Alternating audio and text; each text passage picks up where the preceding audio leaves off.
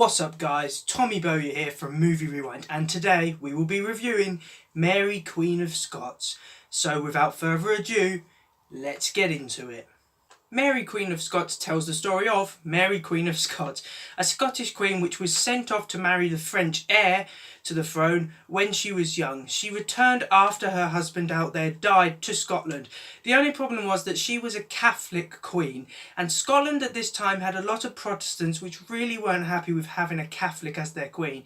This movie also tackles Mary Queen of Scots' relationship with England's ruler at that time, Queen Elizabeth I, who was a Protestant queen who faced a number of threats from Catholic conspirators. So let's just see if this movie is worth the watch.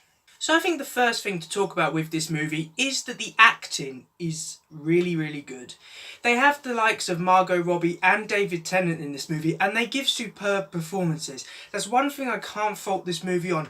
Everybody really does act well, and you can see that they're very passionate about their performances and they're putting all into their performances, and that makes you invested in the movie. When you have actors who are invested in a film, then you as a viewer will become more invested also. The acting in this was perfect, so there's no problem with the performances in this film.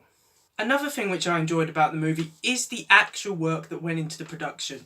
The value of this movie is very high. All of the costumes, all of the sets, they all look like the period that they represent. They represent Tudor England and Scotland during that period.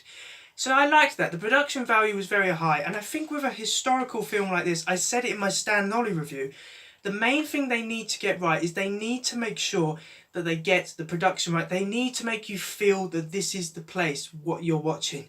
And this movie really excels in that.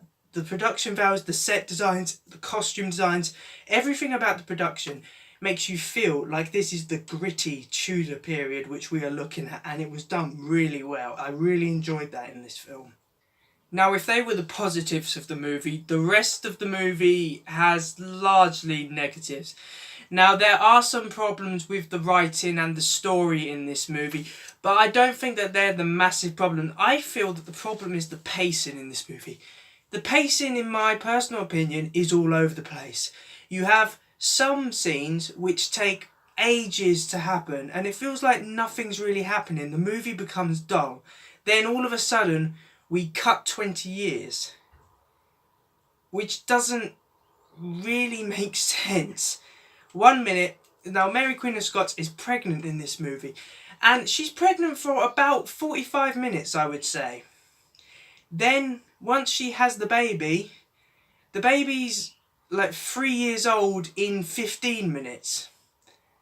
There seems to be a problem with pacing, which does make you a little bit, because you just don't understand, because the pacing is too slow in some places, it's too fast in other places. I was getting confused, and I knew that everyone else in the room was getting confused as well, because I could just see some of their faces. So I think this movie has significant pacing issues, and I think that's what damages this movie as a whole. It damages the writing and the storyline because the pacing is all over the place. On the other hand, for this movie being a historical movie, I did like the interpretation they had of it. Now, obviously, it isn't an interpretation because we don't know if any of this is true or not. It's all done in a historical interpretation. It's from different people's point of view. And I liked this movie's point of view and perspective for the simple reason I studied this for my A-level exams, and I had a different interpretation than the filmmaker did.